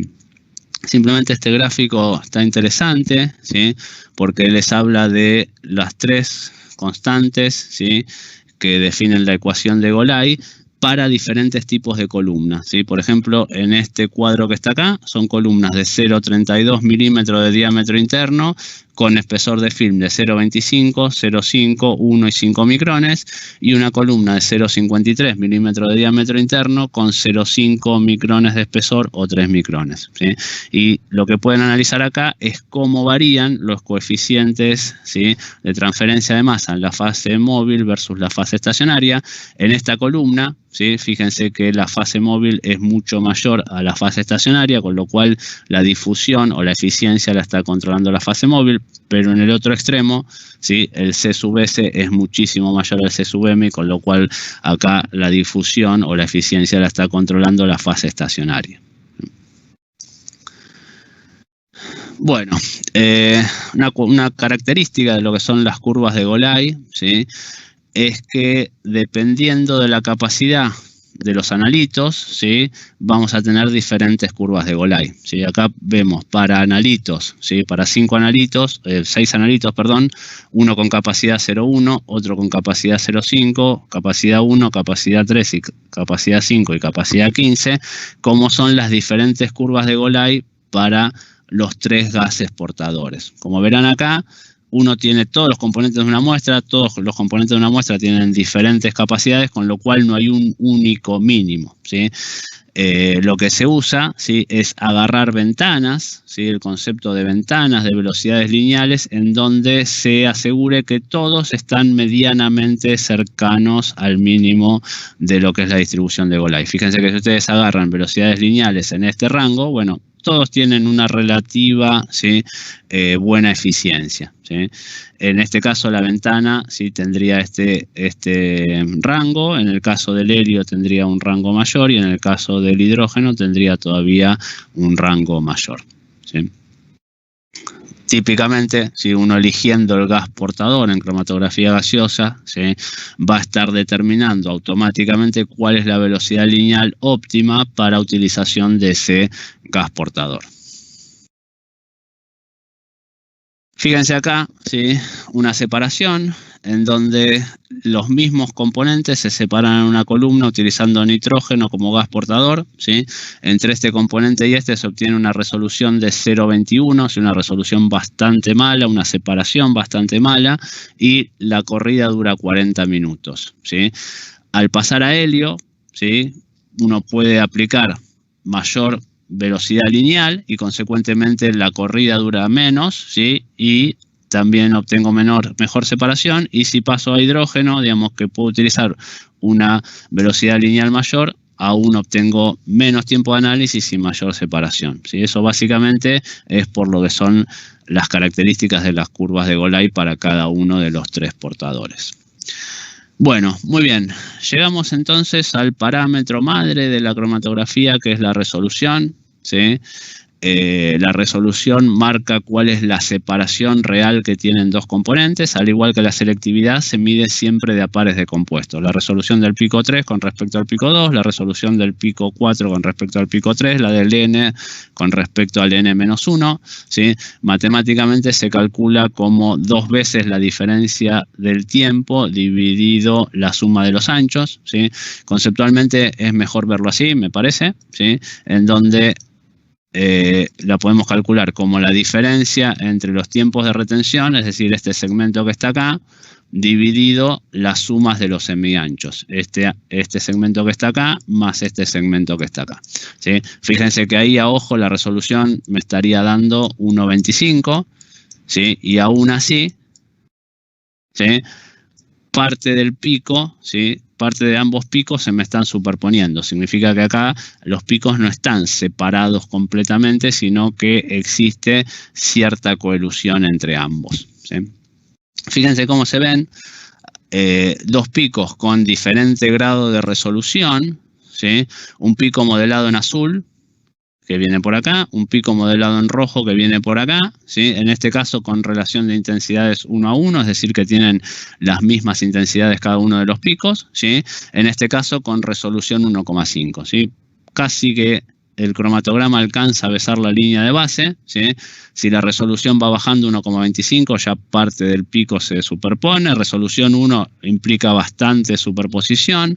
Resolución 0,75, bueno, ya tengo una superposición muy grande. Resolución 0,5, no podría saber yo con un detector inespecífico si estos son dos componentes o uno, ¿sí? Ni hablar de resolución 0,4, ¿sí? Recién a partir de acá, ¿sí? Resolución un poco menor a 0,75, yo me puedo dar cuenta que podría tener dos componentes en mi muestra, ¿sí? Esta situación empeora cuando la relación de intensidades de los picos cambia, ¿sí? Acá tenemos el mismo gráfico, pero ahora un pico es 16 veces más intenso que el otro, ¿sí? Y si se fijan, en 0,75, que en el gráfico anterior era bastante fácil darse cuenta que había dos picos superpuestos, acá yo puedo pensar, si tengo un detector inespecífico, que es un pico asimétrico. Ni hablar acá, ¿no? Calculo la simetría de esto, me da 1,1, ¿sí? El factor de Technic me da 1,1, soy referiz, y en verdad había un componente que está acá, que está coeluyendo. Entonces, este tipo de situaciones, ¿sí? Hay que analizarlas no solo teniendo en cuenta lo que es la resolución de los picos, sino lo que es la relación de intensidades. Cuanto más diferente sea la relación de intensidades, ¿sí? Peor es la situación. En este gráfico se muestra el error que uno obtiene al integrar un determinado pico en función de lo que son la relación de intensidades, ¿sí?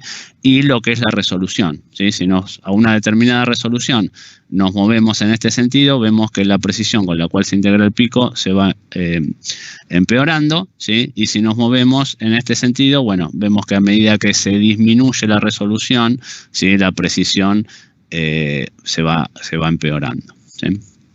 La resolución, como les decía, es el parámetro madre de la cromatografía, es lo que nos sirve para evaluar cómo fue la separación real de dos compuestos, ¿sí?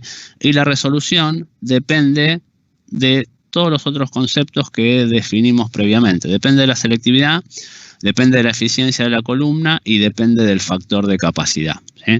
Conceptualmente podemos verlo así, ¿sí? Si teníamos una separación entre dos componentes con una dada resolución, ¿sí? Por ejemplo, resolución 0,75, esos dos componentes podemos intentar separarlos modificando, ¿sí? Lo que es la eficiencia, aumentando lo que es la eficiencia, aumentando, por ejemplo, el número de platos teóricos, ¿sí? De esta manera, ¿sí? Los dos picos, ¿sí? Van a salir con una retención idéntica, no va a haber diferencia en cuanto a lo que es la capacidad, ¿sí? Van a salir en una misma capacidad, pero van a salir más angostos. Consecuentemente, van a salir mejor resueltos, ¿sí? El primer paso, ¿sí? O en este ejemplo, el primer paso para mejorar la resolución es incrementar la eficiencia de mi sistema cromatográfico, por ejemplo, incrementar el número de platos teóricos, ¿sí? ¿Qué herramienta tenemos para incrementar el número de platos teóricos? Podríamos usar una columna más larga, ¿sí? Como los platos teóricos son fijos para una dada separación, si uno elige una columna más larga va a tener mayor número de platos teóricos y consecuentemente la separación va a ser mejor. O por el contrario, podríamos ir a una columna específicamente, ¿sí? O intrínsecamente más eficiente, en donde esa columna tenga una altura equivalente de plato teórico más pequeña, ¿sí? Y de esa manera también se logren incrementar los platos teóricos. La siguiente alternativa sería incrementar la retención, ¿sí? Incrementar la capacidad. Ahora este pico sale a esta capacidad, este pico sale a esta capacidad, ¿sí? Si salen a más capacidad significa que transcurrieron más tiempo en columna, consecuentemente salen más anchos, ¿sí? Fíjense que acá el ancho de este pico es menor al ancho de este pico, pero la resolución es mejor, ¿sí? Acá el valle llega, no sé, al 60% de lo que es la altura del pico, en este caso el valle llega al 20%, ¿sí? La resolución mejoró bastante, ¿sí? A pesar de que el pico se ensanchó, ¿sí? Siempre la separación, ¿sí? Le gana a lo que es el ensanchamiento, o le gana o le empata en el peor de los casos, ¿sí? Y la herramienta que tenemos para incrementar la capacidad, incrementar la retención, es disminuir la fuerza elusora. ¿Sí? Uno podría bajar la fuerza elusora de la fase móvil, por ejemplo en HPLC en fase reversa, bajar el contenido de metanol, bajar el contenido de acetonitrilo, aumentar el contenido del agua, o en cromatografía gaseosa bajar la temperatura, ¿sí? De manera de que el compuesto tienda menos a enriquecer la fase gaseosa, ¿sí? Y por último, en el ejemplo, ¿sí? Pero tal vez la más astuta en la práctica, sea incrementar la selectividad, ¿sí? Si se fijan en este cromatograma, ¿sí? El primer pico aparece en la misma posición, ¿sí? Pero el segundo pico se vino a pasear hasta acá, ¿sí? De acá lo que hicimos fue operar sobre lo que es la selectividad, ¿sí? El sistema quedó completamente resuelto y recuerden que para operar sobre lo que era la selectividad, ¿sí? Podemos hacer cambios en la fase estacionaria y en particular en cromatografía líquida, cambios en la fase móvil van a impactar muchísimo sobre lo que son cambios en la selectividad, ¿sí? Esto tiene dependencias matemáticas, ¿sí? A esta ecuación puede arribarse simplemente partiendo de lo que es la resolución de un determinado compuesto y teniendo en cuenta lo que es la selectividad, la capacidad y la eficiencia. Se puede llegar a esta ecuación de manera medianamente sencilla, ¿sí? No es importante eso, pero sí es importante ver cómo es la funcionalidad, ¿sí? La resolución tiene tres términos. Un término verde que depende de la eficiencia cromatográfica, un término rojo que depende de la capacidad, es decir, de la retención, y un término azul que depende de la eficiencia, ¿sí? Si graficamos acá independientemente estos términos, ¿sí? Podemos ver cómo son esas dependencias, ¿sí?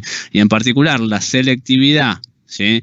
Y la capacidad son términos que son cocientes de polinomios y están acotados, ¿sí? Estos términos nunca valen más de 1. Ni la selectividad vale más de 1, ni la capacidad vale más de 1, ¿sí? Con lo cual, estos términos, digamos, tienen ciertas características a cómo aportan a la resolución y nunca van a estar superando el valor de 1, ¿sí? Fíjense cómo operan. Si ustedes están trabajando, por ejemplo, a una capacidad 1, este término vale 0,5, ¿sí? Si ustedes incrementan una unidad la capacidad, pasan a una capacidad 2, este término pasó a 0,7, ¿sí? Significa que acá aumentaron, este término aumentó, por decir algo, un 40%, a ojo, ¿sí? Ahora fíjense qué pasa cuando estaban trabajando una capacidad 9 y pasan a una capacidad 10. ¿Qué porcentaje aumentó este término? Prácticamente no aumentó, ¿sí?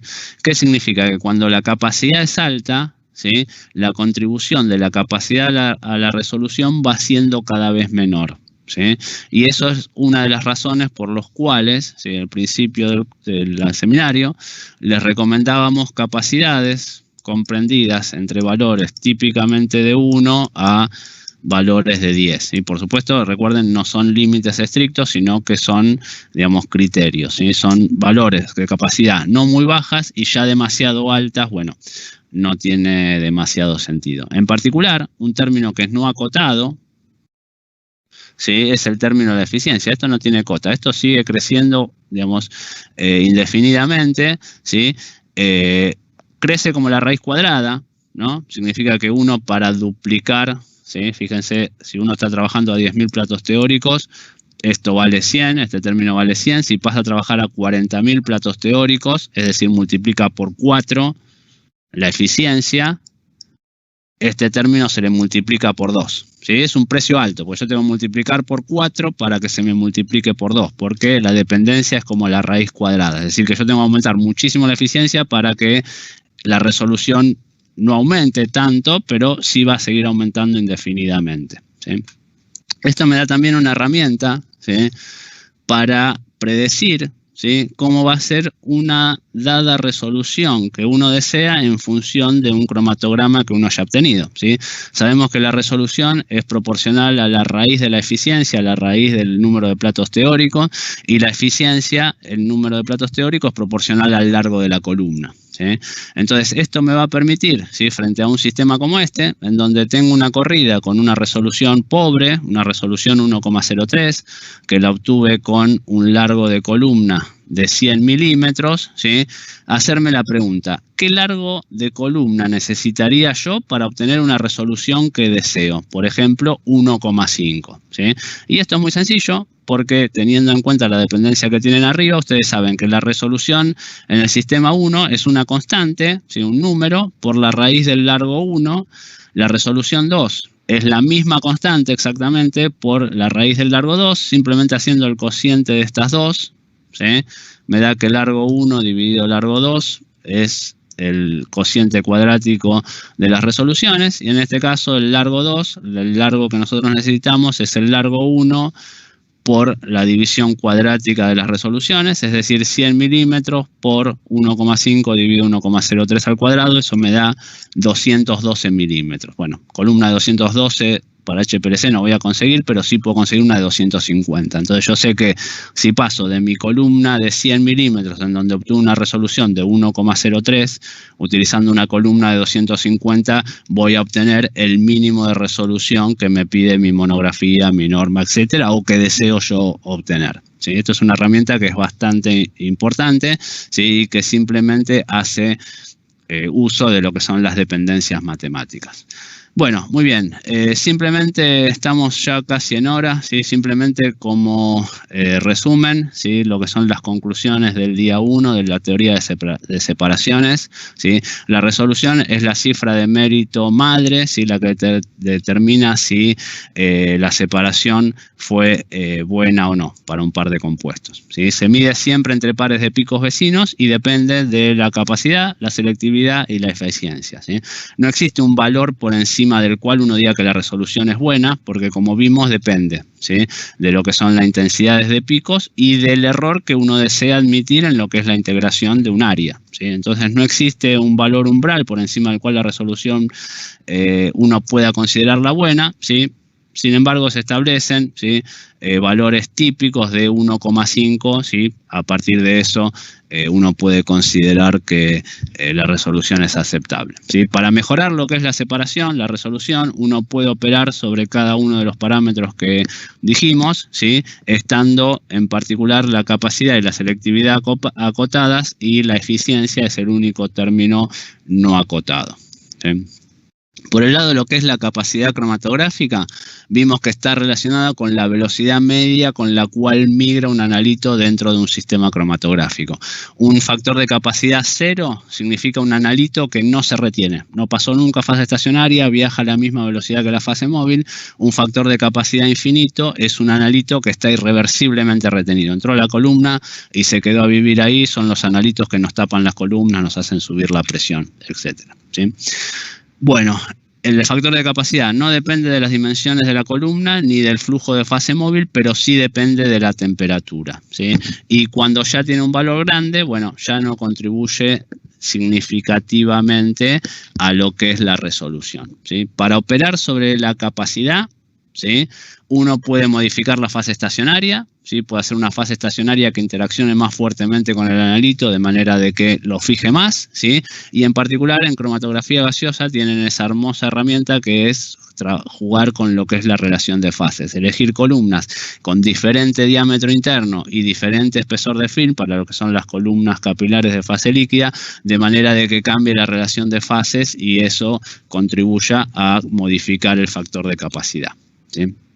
Y además de eso pueden modificar la fuerza elusora, ¿sí? Lo que significa, ¿sí? Composición de fase móvil en cromatografía líquida o temperatura en cromatografía gaseosa, ¿sí?